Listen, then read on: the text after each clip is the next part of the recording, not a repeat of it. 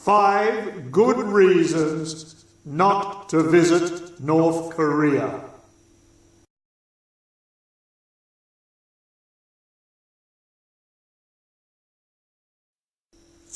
The first reason I would choose not to stay in North Korea is the prohibitive cost of travelling there.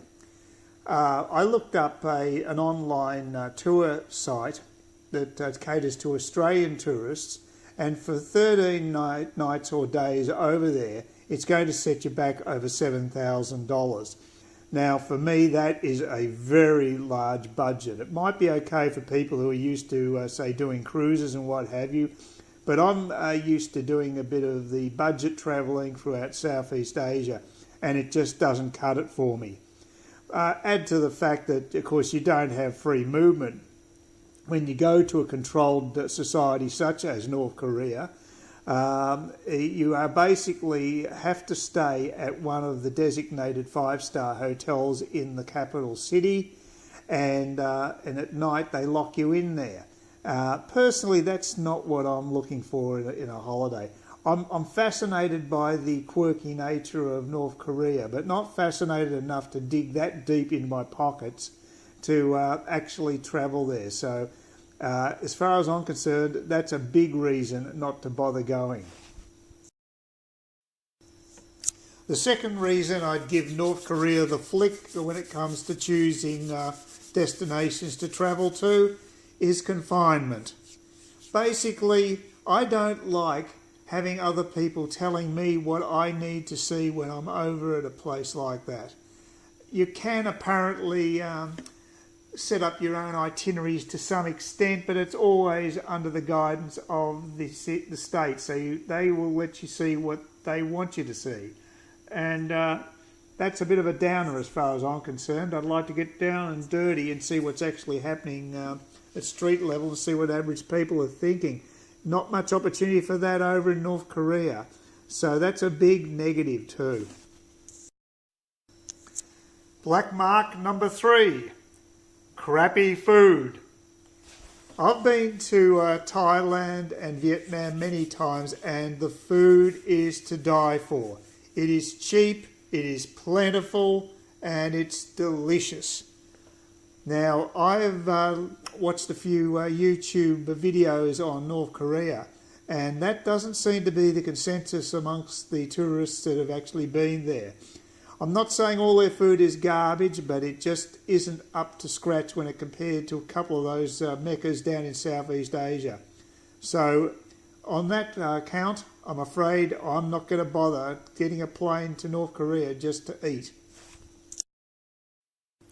The fourth reason I'd pass on a trip to North Korea is hard currency. In other words, my dollars are going to be used to basically bankroll a very, very dodgy regime, to say the least, a dodgy and dangerous regime that not only is acquiring nuclear weapons, that it says it wants a first strike capability. In other words, they're itching to nuke someone.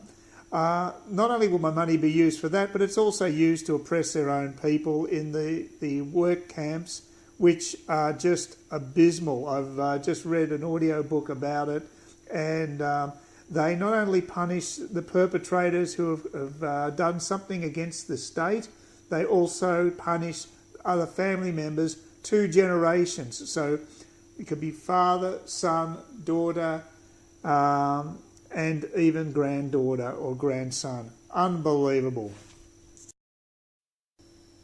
And fifth and last reason, it could well end up being a one-way journey. Ask Otto Warmbier. Yeah, that's his name apparently. An American student who has been detained for carrying out hostile acts against the regime. Poor old Otto carried out the heinous crime of actually tampering with propaganda in an area he was staying, an opera propaganda sign, and leaving it upside down. For that, he has been sentenced 15 years hard labour. Now, 15 years hard labour sounds bad enough, but we're talking North Korea here. that means 15 years starvation and beatings, and the chances are poor old Otto will not make it out of North Korea in one piece. For his sake, I hope I'm wrong and Sandy prevails, but he's not a happy looking boy, as you can see, and with good reason. There is always a risk if you go to a crazy country like that the proverbial will hit the fan while you're there, and you too could find yourself a permanent resident in that democratic republic. So I'm not going to take the risk. But if you want to check the place out, do so by all means, and I'll look at your YouTube videos, but there's no way in the world I'm actually setting foot on the soil of that country until that crazy regime is no more.